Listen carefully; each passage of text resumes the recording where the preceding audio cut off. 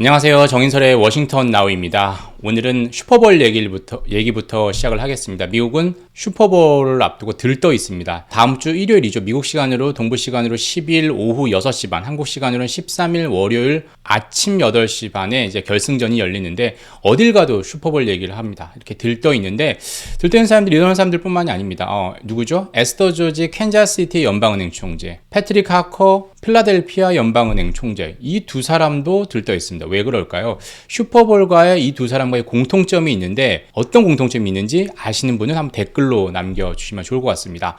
이 두 총재 외에 파월 의장도 기분이 상당히 좋습니다. 인플레이션은 둔화하고 있고 이런 긴축에도 경제는 잘 버티고 있거든요.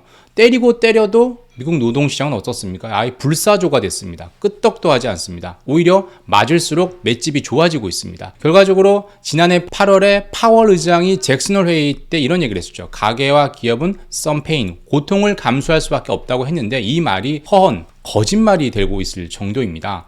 하지만 걱정되는 게 있죠. 1월 고용보고서 때문이기도 하지만 다들 슈퍼볼로 들떠 있어도 일말의 불안감은 지울 수 없습니다. BOWL이죠. 이 티켓 값이 치솟고 있기 때문입니다. 그야말로 부르는 게 값입니다.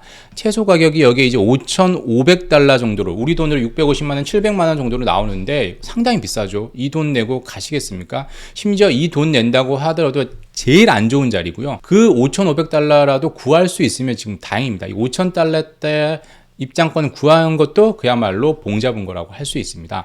역대 그 슈퍼볼 평균 입장권 가격을 보면 인플레이를 감안했을 때 2020년에 7,800, 2021년에 9,200, 2022년엔 인플레이를 감안하지 않은 금액이 8,800이고 올해는 당연히 9,000달러를 넘겠죠. 인플레이를 감안하면 10,000달러를 넘을 수도 있습니다. 평균 가격인 거죠. 이게 뭡니까? 다 용역, 서비스입니다. 파월 의장이 지난해 11월부터 그렇게 마르고 닳도록 얘기하는 서비스 인플레이션 문제입니다. 이 때문에 시장에서 그토록 원하고 있는 금리 인상 종료, 피벗 시점은 여전히 오리무중입니다. 그 와중에 1월 고용보고서도 나왔고 중국의 정찰 풍선 때문에 미국과 중국 사이는 다시 냉랭해지고 블링컨 국무장관의 중국 방문은 아예 없던 일이 돼버렸습니다. 그럼에도 이런 불확실성에도 불구하고 파월 의장은 웃고 있습니다. 여유를 찾았습니다. 질문 하나 받지 않고 매파적인 연설문만 읽고 쌩 나갔던 잭슨홀 회의 때의 그 쎄한 모습, 단호했던 모습과는 천양지차입니다. 작정하고 작년 11월 FOMC 때 기억나시나요? AP 기자가 파월 의장 당신의 발언 이후에 시장이 증시가 오르고 있다라고 얘기를 하니까 버럭하면서 내가 다시 한번 얘기하지만 금리는 계속 올릴 거고 긴축은 계속 할 거라고 얘기를 하면서 시장을 박살냈었던 그 11월 FOMC 때 모습과도 완전히 다릅니다. 다 본인이 그렸던 그림대로 연착륙적으로 조금씩 다가가고 있기 때문인데요. 그래도 지난 3일 금요일에 발표됐던 1월 고용보고서는 상상 이상이었습니다. 뜨겁다를 넘어서 아예 펄펄 끓고 있습니다. 긴축 강도가 더 세질 것 같고 피벗은 영영 더 멀어지는 것 아니야, 이런 불안감은 계속 있습니다. 그래도 궁금하죠. 이 고용보고서로 인해서 파월 의장의 빅픽처가 바뀌었는지 다들 궁금한 겁니다. 때마침 7일 미국 시간으로 화요일에 파월 의장이 워싱턴 경제클럽에서 대담을 합니다. 여기서 고용보고서에 대해서, 노동시장과 인플레이션에 대해서 어떻게 생각하는지 의견을 들어봐야 되겠죠. 이번 주는 이 파월 의장의 빅픽처를 중심으로 글로벌 증시의 주요 이슈와 일정을 한번 살펴보겠습니다. 파월 의장이 2월 FOMC 때 했던 말 중에 또 하나의 어록이 탄생했죠. 뭐죠? 디스인플레이션입니다. 디스인플레이션은 인플레이션이 둔화하고 있다는 거지 디플레이션처럼 물가가 떨어지고 있는 건 아닙니다. 하지만 이 디스인플레이션 얘기 때문에 다른 매파적인 파월의 발언이 묻혔죠. 두어 번 이상 추가 금리 인상한다거나 연내 인하 없다거나 피벗 없다거나 최종금리는 더 올라갈 수 있다, 이런 매파적 발언들 다 묻혔습니다. 오히려 연초 증시가 오른 것에 대해서 크게 개의치 않는다. 정확하게 얘기해서는 단기적인 움직임에 그렇게 크게 개의치 않는다, 이런 얘기를 했었고요. 그리고 페드와 시장과의 관점 차이는 있을 수 있다. 인플레에 대한 예상이 다르기 때문이다, 이런 얘기를 했는데 이 디스인플레이션과 합쳐지면서 시너지 효과를 내서 일시적으로 그날 증시가 올랐습니다. 다시 1월 고용보고서 때문에 조금 시장이 꼬꾸라지긴 했었지만 디스인플레이션이 상당히 히트어가 됐습니다. 상당히 앞으로도 계속 유행할 단어가 같죠. 그래도 파월 의장의 결론은 한마디로 기승전서였습니다. 기승전 인플레이션의 변형 버전이죠. 기승전 서비스 인플레라는 거죠. 지난해 11월 브루킹스 연구소 연설 때부터 계속 반복하고 있는 얘기입니다. 두어 가지로 추격할 수 있죠. 상품 부문에선 디스인플레가 이미 시작됐고 주택 서비스는 여전히 고공행진 중이지만 곧 꺾일 것이다. 이런 상당히 좋은 말을 했습니다. 어떻게 꺾이는 거 어떻게 할 수 있어? 페드에서 내놓는 게 이제 PC 하우징 주택 지수인데 계속 오르고 있습니다. 근데 왜 꺾인다는 거죠? 민간 기관에서 발표하는 주택 서비스 관련 데이터는 계속 이미 6개월, 1년 전부터 떨어지고 있습니다. 정부의 공식 통계도 이걸 따라갈 수밖에 없다는 거죠. 파월 의장도 그걸 인정하고 있습니다. 어때? 그 시점이 언제다? 빠르면 올 상반기, 늦어도 올 하반기쯤으로는 잡고 있는 것 같습니다. 렌트비가 떨어지면 어떻게 되죠? CPI가 확 떨어질 가능성이 있습니다. CPI에서 주거비가 차지하는 비중이 얼마입니까? 40%가 넘습니다. 만약에 이게 렌트비가 좀 많이 꺾인다면 CPI도 상당히 드라마틱하게 꺾일 수가 있겠죠. 하지만 중요한 건 뭡니까? 코어 서비스 레스 하우징. 하우징, 주택을 제외한 서비스 인플레입니다. 파월 의장도 이 부분에 대해서 상당히 많은 얘기를 했죠. 가장 신경을 쓰고 있습니다. 그의 말대로 디스인플레가 시작하지도 않은 이 근원 서비스, 주택 제외 근원 서비스 지수는 요지부동입니다. 표를 보면 이 녹색 표인데요. 좀 꺾이는 듯 하다가 7월에 확 꺾였는데 다시 오르고 있습니다. 파월 의장의 18번이 한두 달 데이터 보고 결정하지 않는다. 더 많은 증거가 필요하다라는 걸 보면서 서비스 인플레, 주택을 제외한 이 서비스 인플레가 문제인 거죠. 이 지표는 또 코어 PCE를 발표하는 상무부나 CPI를 발표하는 노동부 자료에서 찾을 수 없습니다. 흔히 얘기하는 그 페드가 반란했다고 하죠. 여러 자료를 취합해서 만들어냈습니다. 저도 이 자료를 페드 홈페이지에서 어렵게 찾았는데 앞으로 계속 업데이트, 피벗하는 그날, 인플레가 잡히는 그날까지 계속해서 업데이트를 해드리도록 하겠습니다. 주택 제외 코어 PC 지수 외에 파월 의장이 상당히 애정하는 데이터들이 있죠. 그게 뭔지 한번 보면 일단 시장은 CPI를 좋아하지만 파월 의장은 PC를 좋아합니다. 시장은 스피드, 신속성을 좋아하지만 패드는 정확성에 방점을 찍고 있기 때문이죠. CPI가 먼저 발표되죠. 항상 그래서 저희를 비롯한 언론들도 항상 CPI를 크게 대서특필하는데 패드는 당연히 PC, 특히 거기서도 아까 계속 말씀드리지만 서비스 근원 PC를 앞으로 계속 주목을 해야 될 것 같습니다. 그리고 하나 더 ECI, 분기별로 나오죠. 이번에 FOMC 하기 전날, 발표가 되기 전날 1월 31일 날 발표가 됐었죠. 이 부분에 대해서 파월 의장이 ECI에 대한 예찬론을 펼쳤습니다. 구성이 좋고 완벽해서 컴플리스라고 얘기했고 우리는 좋아한다 라면서 애정을 표현했고 4분기 ECI가 둔화해서 건설적이었다, 컨스트럭티브 했다 라면서 만족감을 표시를 했습니다. 매년 분기마다 나오니까 이 ECI 지표도 상당히 잘 챙겨봐야 될 것 같고요. 그리고 하나 더 당연히 이번에 시장을 또 실망시켰던 1월 고용보고서, 고용보고서의 중요성은 아무리 강조해도 지나치지 않죠. 정말 달아오르고 있습니다. 거의 끓는 점 가까이 가고 있죠. 신규 일자리 예상치 3배 수준인 51만 개가 넘었고요. 실업률은 1969년 이후 54년 만에 최저치인 3.4%였습니다. 그럼에도 불구하고 저는 또 긍정적으로 보고 싶은데 역대급으로 뜨거웠지만 그래도 반가운 지표는 시간당 평균 임금 상승률이었습니다. 4.4%. 전달이 4.6이었는데 조정이 됐죠. 4.8로. 그보다 확 떨어졌습니다. 전월 대비로는 0.3, 0.4였기 때문에 시장 예상과 비슷했고요. 하지만 이 전년 동기 대비로는 많이 떨어졌다라는 거죠. 둔화폭이 커졌다 이렇게 볼 수 있고 서비스 인플레에서 임금 상승률이 가장 중요한데 그게 둔화되고 있다라는 건 반가운 소식이고요. 공교롭게도 근원 PC 상승률과 시기는 다르지만 이건 12월이고 이건 2023년 1월인데 4.4로 똑같습니다. 전년 동기 대비로 해서. 그래서 근원 PC 상승률과 시간당 임금 상승률을 잘 비교해 가면서 서비스 인플레가 어떻게 돼가고 있다는 걸 좀 봐주면 좋을 것 같고요. 그리고 신규 일자리가 많이 늘긴 했지만 그래도 그토록 수급 불균형이 심했던 해소되기를 갈구해왔던 식당, 호텔, 병원 등에서 신규 일자리가 많이 생겼습니다. 사람들이 많이 일자리가 생기고 노동력이 유입됐다라는 거죠. 그래도 이런 현상이 계속 이어진다면 장기적으로 계속 이어진다면 이런 현재 인플레 전국에서 가장 중요한 게 서비스 인플레, 임금발 인플레인데 이게 그래도 조금 해소되는 거 아니냐 호재로도 볼 수 있다라는 거죠. 정리를 해보면 노동시장은 뜨겁고 달아오르고 있지만 코로나19로 노동 공급이 모자랐던 대면 서비스 분야에서 빡빡한 수급이 조금 풀리고 있다라고 볼 수 있고요. 서비스 인플레 핵심인 임금 상승률도 조금은 둔화되고 있다. 평균 임금 상승률이 만약에 이번에 또 높아졌다면 시장의 실망감과 불안감은 더욱 커졌을 겁니다. 시장이 바랐던 최선의 결과 일자리도 조금 늘고 임금 상승률도 둔화되길 바랬지만 그래도 그 정도는 아니어도 임금 상승률은 둔화되고 있기 때문에 2% 부족한 차선, 차차선 정도 된다라고 해도 될 것 같다는 생각이 듭니다. 그리고 지표 하나 또 뭐죠? GDP입니다. 긴축 속에서도 경기는 상당히 잘 버티고 있습니다.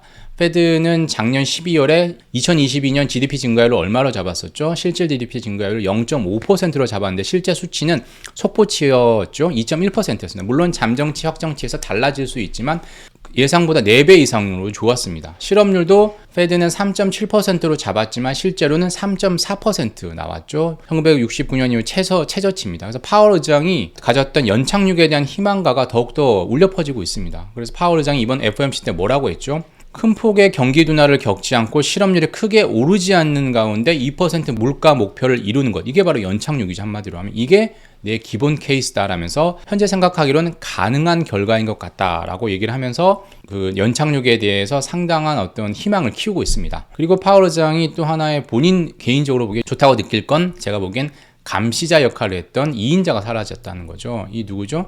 레이얼 브레이너드 페드 부의장입니다. 항상 물망에만 올랐습니다. 파월 의장과도 페드 의장을 두고 경합을 했었고요. 재무장관 후보로도 올랐었는데 이건 다 아니고 이제 백악관 국가경제위원회 NEC 위원장이 될 것 같다라고 합니다. 이르면 이번 주에 발표하는데 한국으로 치면 청와대 정책실장이 없었을 땐 경제수석, 그리고 우리 경제차르의 역할인 겁니다.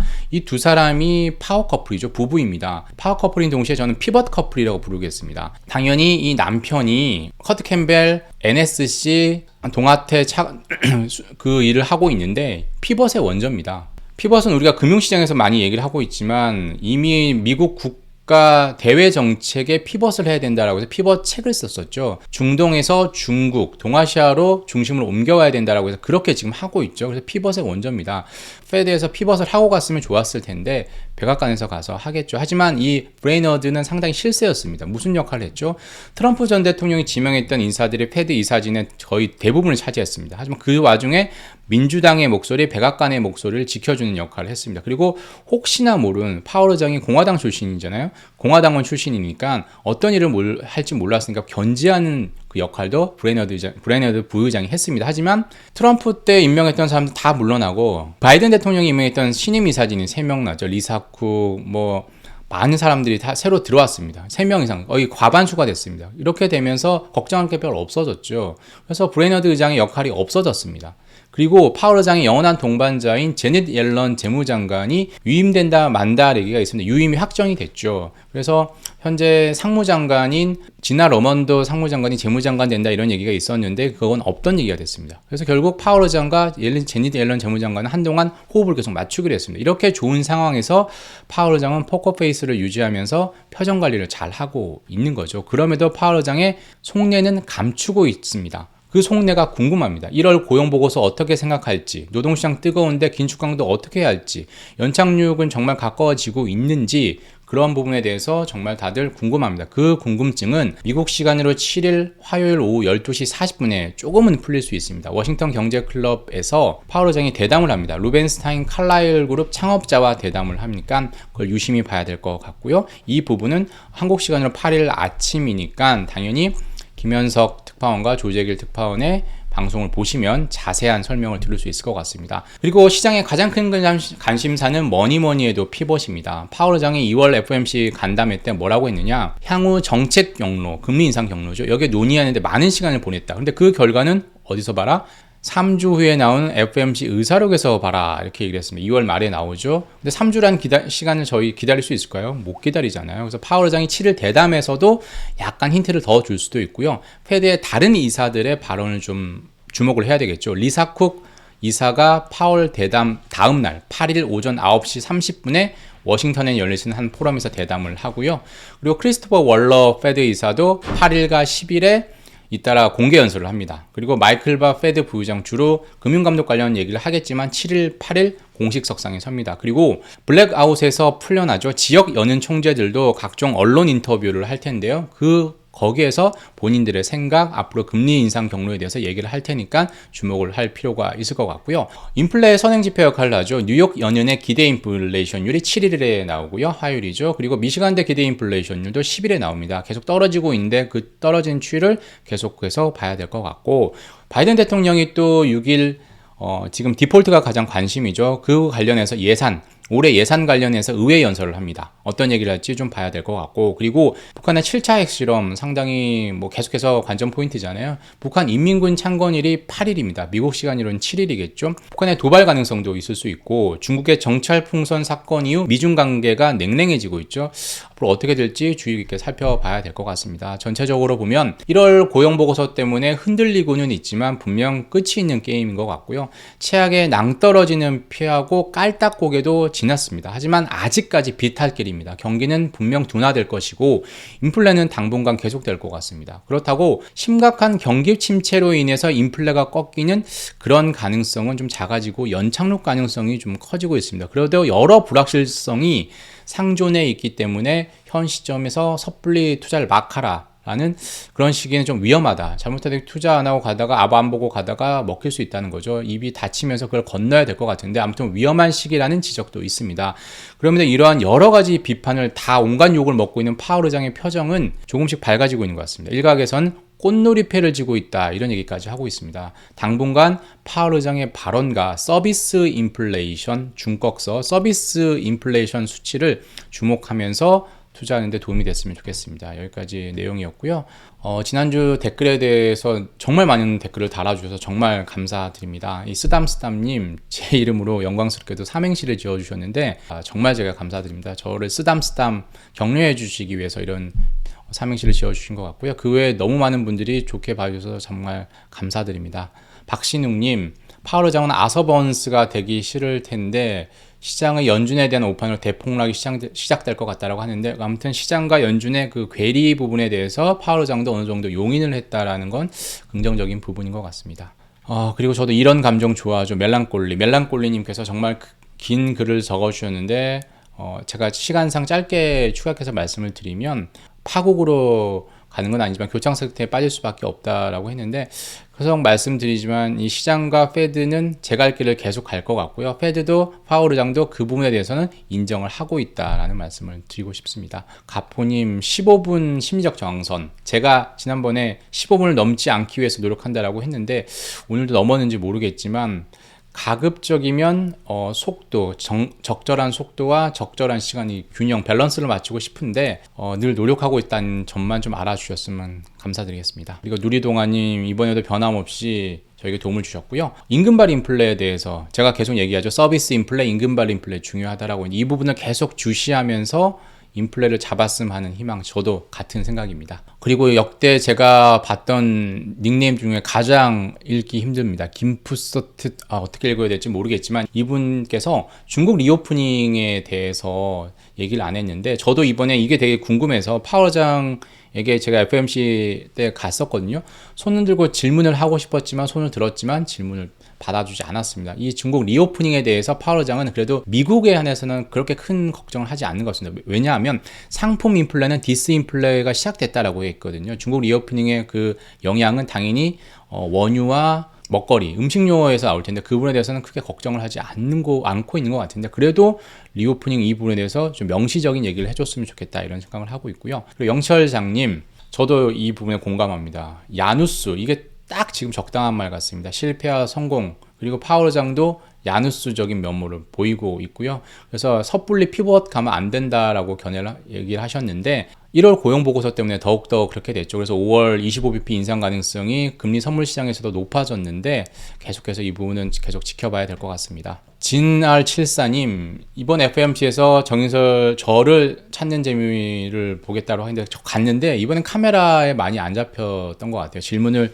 손을 들었지만 당연히 못했고요. 근데 제가 항상 1, 2, 3, A, B, C, D, D열, 4열 10번, 9번에 있었는데 이번엔 D열 3번 숫자는 좀 앞당겨 갔습니다. 한 일본 기자들이 6, 7, 67명 정도 오는데 저보다 번호가 앞에 있는 분은 없었어요. 그래도 이 부분이 그래도 긍정적으로 보고 있고 조금씩 앞으로 전진할 수 있도록 노력하겠습니다. 감사드리고요. 그리고 트랩트님, 연준과 시장 누굴 따라갈지는 각자의 선택이라고 하셨는데 그 괴리가 있다는 건 계속해서 저희가 알고 해야 되고요. 킹오리님, 중국 부동산 리스크는 해결이 안 된 것 같은데 리오프닝 하나만으로 너무 들뜬 것 아닌가요? 얘기를 하셨는데 약간의 호재가 악재를 덮은 것 같죠. 중국의 부동산 리스크는 계속되어 있는 잠재된 리스크입니다. 뭐 헝다 얘기가 더 이상 이제 안 나오잖아요. 그래서 중국 정부 내지는 이게 묻어가긴 가는 거겠죠. 그래서 일단 현재 상황에서는 묻고 가는 것 같은데 언제든 다시 발현될 수 있는 리스크라고 저도 생각을 합니다. 수제이님, 인플레 떨어졌다고 하는데 물가 4% 뭐 PCE 기준이겠죠. 그 근원 PCE 기준이겠죠. 체감 상승률은 그 이상이다라고 하는데 미국 거주자이신데 외식하거나 장 한번 보면 한숨 나옵니다. 저도 한숨 나옵니다. 특히 외식할 때마다 저는 한숨이 크게 나오는데 체감 물가를 떨어뜨릴 수 있는 확실한 방법이 하나 있습니다. 뭡니까? 미국에서 팁만 없애면 됩니다. 이 팁이 20% 넘었으면 25% 내놓으라고 하잖아요. 왜 고객이 이런 것까지 책임져야 되는지 저는 미국에 있으면서 아직도 적응이 안 됩니다. 팁만 없으면 체감 물가는 확 꺾일 것 같은데 절대 그럴 가능성은 상당히 낮죠. 코스카님, 제가 특파원 아바타 닮았다고 했고 이등병은 프라이빗님도 진짜 닮았다라고 하셨는데 제가 지금 머리가 길어서 이 지금 머리 헤어컷 요금도 여긴 상당히 비싸거든요. 두세 배거든요, 한국에. 그래서 안 깎고 있는데 그래서 아바타를 닮았다. 이번에 진짜 닮았는지 한번 볼까요? 제가 그래서 찾아봤습니다. 진짜 닮았는지. 그러니까 아바타 잘 맞나요? 아바타 1대 비해서는 전편에 비해서는 그래도 많이 사람답게 되긴 했는데 인기가 있다, 뭐 친숙하다 이런 차원에서 해준 말씀이라 생각을 합니다. 더욱더 더 노력을 하겠습니다. 지금까지 아바타 특파원 정인설이었고요. 저는 다음 주에 다시 찾아오겠습니다. 감사합니다.